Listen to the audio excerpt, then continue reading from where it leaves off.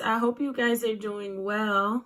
Today we are going to talk about machines. So, what is a machine? A machine is an object that helps us do a task. It makes it easier for us to do a task. So, what's a machine that we use when we want to cut paper? That's right. We use scissors when we want to cut things like paper and fabric. What about the machine that we use when we want to wash clothes? Do you know the name of the machine that washes clothes? That's right. We use a washing machine when we want to wash clothes. Washing machines are a great example of machines because they have a lot of different parts that help them to work. Now, if I want to call my mom and talk to her and she's in the United States, what's the machine that I would use to talk to my mom on the phone? I would use my mobile phone to call my mom in the United States. Even this alien is using one. Machines are devices that help us do tasks with less effort. It makes it easier for us to do tasks. Here we have two different machines. We have a knife and a TV. Do you think that televisions and knives are the same type of machine? Of course not. One is a simple machine. This knife is a simple machine. And the other, this television, is a complex machine. Let's talk about simple and complex machines. Simple machines have few moving parts and need our energy to make them work, like the inclined plane, the lever, this wedge, wheel and axle, screw, and pulley. These are all simple machines that need us to apply energy so that they can work. Today, we're going to talk about the inclined plane, the lever, and the pulley. Let's start with a lever. A lever is formed by a rigid bar placed on a support called a fulcrum. So this is the rigid bar that is placed on top of the fulcrum. What do we use a lever for? We use levers to help move heavy objects like this load here easily. It makes it easier for us to lift heavy objects. Now I'm going to show you how a lever works. This blue can here is going to be my fulcrum, which means that it's the support. My nail file will be the rigid beam that we talked about earlier. And these Post-its will be the load, the thing that I'm lifting. So what I'm going to do is put the Post-its there. And then I, with my hand, am going to apply effort to lift it. Do you see? This is how a lever works.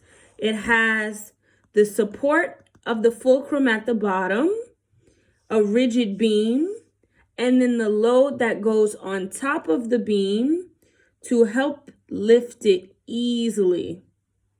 If I don't apply effort to lift the load, it won't move. So to work this simple machine, I must lift the load.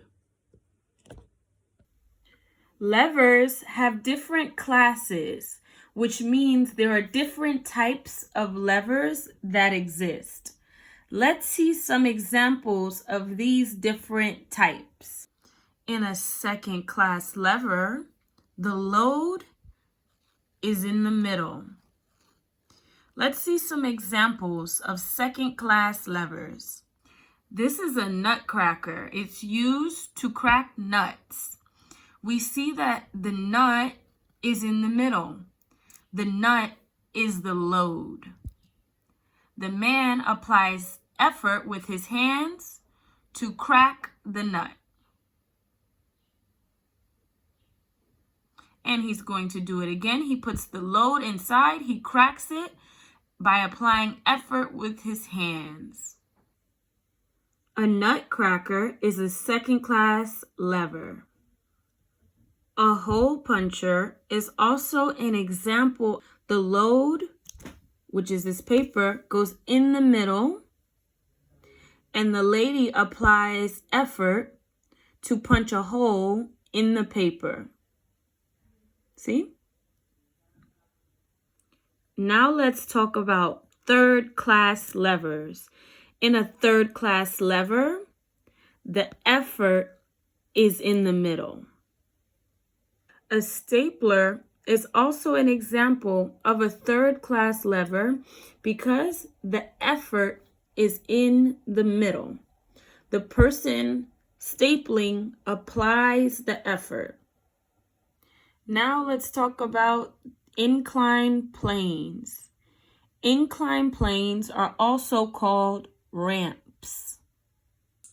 We used inclined planes or ramps to lift or raise objects easily.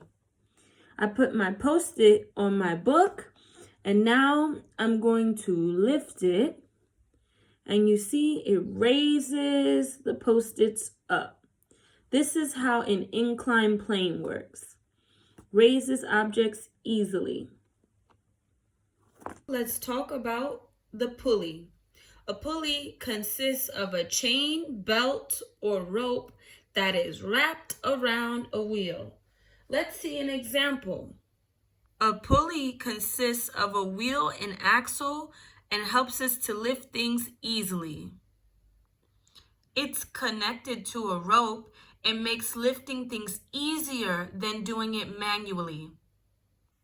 Now let's move on to complex machines.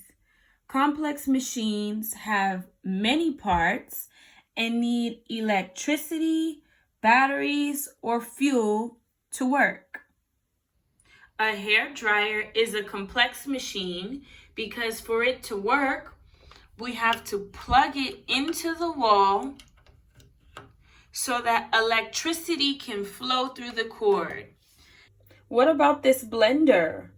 Do you think this blender is a simple or complex machine? It's complex, yes. What about my computer and my mobile phone? Are these complex?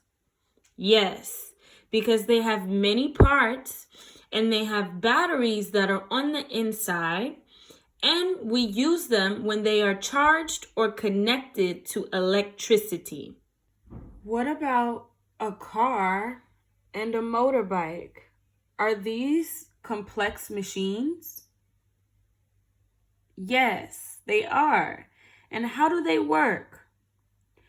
Motorbikes and cars work by burning fuel.